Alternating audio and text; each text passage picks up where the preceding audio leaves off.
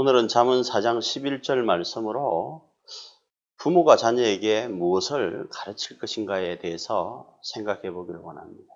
내가 지혜로운 길로 네게 가르쳤으며 정직한 첩경으로 너를 인도하였은즉.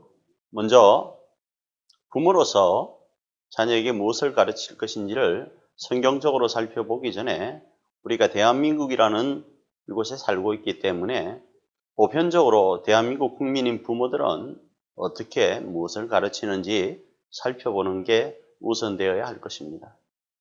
그 중에 대한민국의 근간을 이루고 있는 것이 조선시대의 것과 연결되어 있기 때문에 조선시대의 내용을 잠시 살펴보면 조선시대에 규중요람이라는 것이 있습니다.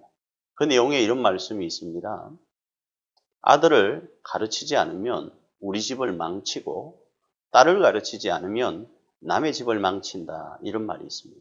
그래서 그 당시에도 교육적 체계를 가지고 교육했던 것들이 문헌에 등장하는데 그 중에 특이한 사항 하나가 바로 태중교육입니다.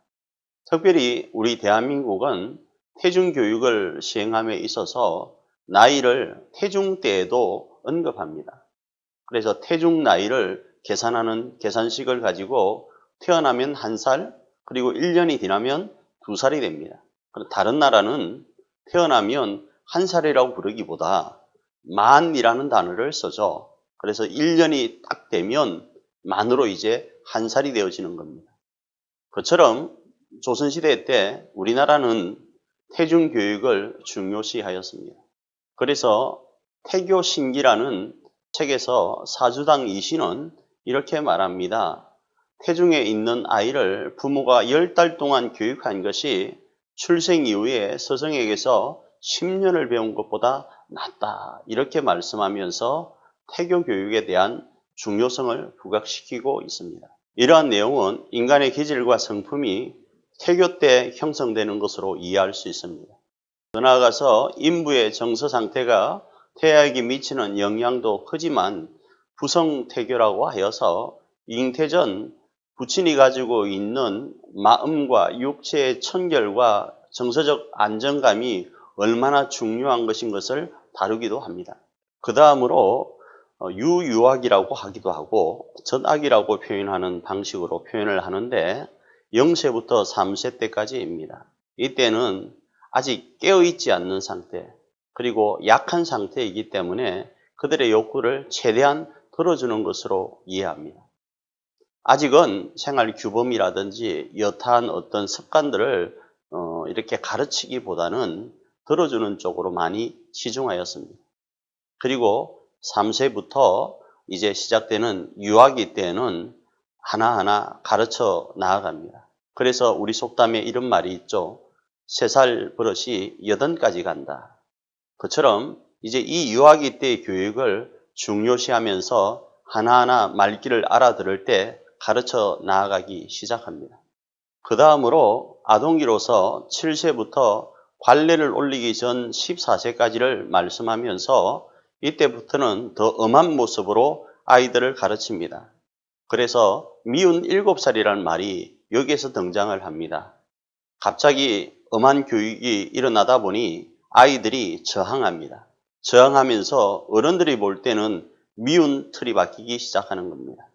이제 이런 환경을 잠시 살펴보았는데 이러한 환경이 왜 중요한가? 그것은 대한민국에 살고 있는 우리가 성경만을 가지고 이 땅을 다 가르칠 수는 없습니다. 우리의 문화에 맞추어서 성경을 이해하고 적용시키는 부분들이 필요합니다. 그 작업 없이는 동떨어진 삶, 수도적인 삶을 살 수밖에 없습니다. 조금 전에 언급한 내용을 우리가 어느 정도는 알고 거기에 맞추어서 성경이 무엇라 말씀하시는지를 가지고 다시 판가름하고 적용해 나가야 됩니다. 그래서 이런 말이 있죠. 우리가 미풍양속을 지킬 때도 성경에 위배되지 않는 한 지켜가는 겁니다. 이제 본문을 중심으로 그 내용을 잠시 살펴보면 오늘 본문은 가르침과 인도에 대해서 말씀을 합니다. 오늘 본문은 조화에서 잠시 다루었던 부분입니다. 바로 이 가르침과 인도를 유아기, 아동기를 넘어서 청소년기와 그리고 결혼을 앞두고 있는 청년들에게, 더 나아가서 장년들에게까지 이 말씀을 확대 적용해야 됩니다. 그 내용을 잠시 살펴보면 가르침은 무엇을 가르칠 것인가? 바로 지혜 안으로 가르치라는 겁니다.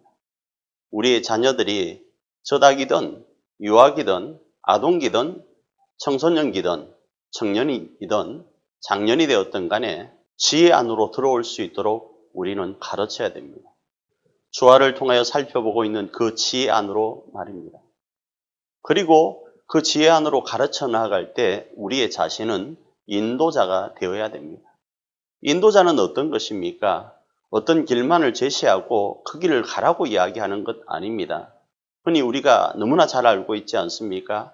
아이들에게 공부하라 그러면서 부모들은 TV를 봅니다.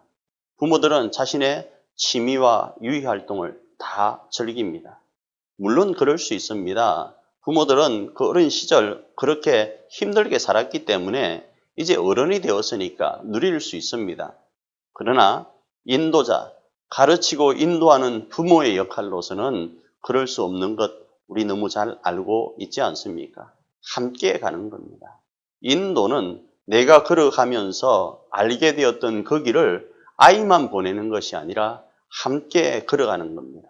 걸어가면서 그곳에서 잘못된 부분을 지적하고 바른 길로 이끌 뿐 아니라 이곳에는 이러한 어려움이 있고 저곳에는 저러한 어려움이 있고 혹 길을 가다가 실수하여서 아이가 자빠지면 이렇게 세우면서 함께 동행하는 겁니다. 인도자는 그 길을 훤히 알고 있어야 됩니다.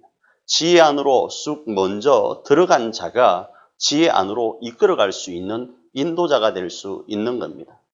오늘 잠언 4장 11절 말씀은 바로 이 말씀을 하고 있는 겁니다. 부모는 걸어가보지 않은 길을 자녀에게 요구하는 것이 아니라 걸어간 길, 내가 아는 길, 지혜 안으로 그를 이끌어가는 겁니다. 함께 동행하는 겁니다. 이것이 부모가 자녀에게 가르쳐야 될 내용입니다. 여러분이 조화를 통하여 배우는 지혜가 있습니까? 그 지혜를 자녀들에게 가르치는 겁니다. 혼자 가르치는 것, 맹목적으로 말만 읊조리는 것이 아니라 함께 그 길을 실천하고 걸어가는 겁니다. 그래야 할 때 우리의 자녀들이 하나님이 기뻐하는 자녀들로 세워질 수 있는 겁니다. 이번 한 주간 자녀를 내가 어떻게 가르칠 것인가?